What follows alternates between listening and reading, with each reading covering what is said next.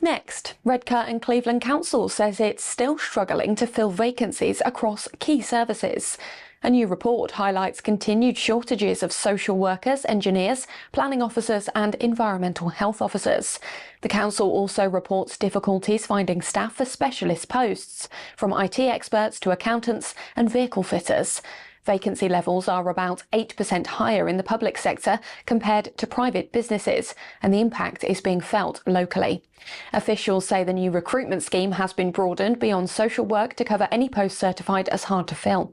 Trade unions were consulted on the extension but raised no objections. An appeal to build new homes on the site of the former Smithstock Inn in Normanby has been thrown out. Developers wanted to demolish the closed pub and replace it with 12 houses and a block of flats. But the inspector said the scheme failed to secure an adequate contribution towards affordable housing. He also ruled there was not enough certainty that so-called nutrient neutrality rules protecting local wildlife would be met. A provisional certificate for nutrient credits had expired and no updated version was provided.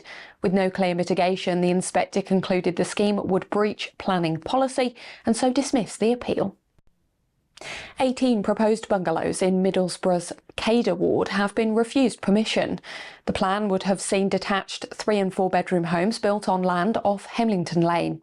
Objections came from neighbours, Natural England and independent councillor Sharon Platt. Planning officers said the project raised highways concerns with incomplete documentation from National Highways.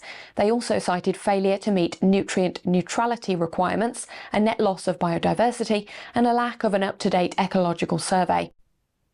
And a coffee pot engine is to return home to Thornaby as part of the Stockton and Darlington Railway Bicentenary.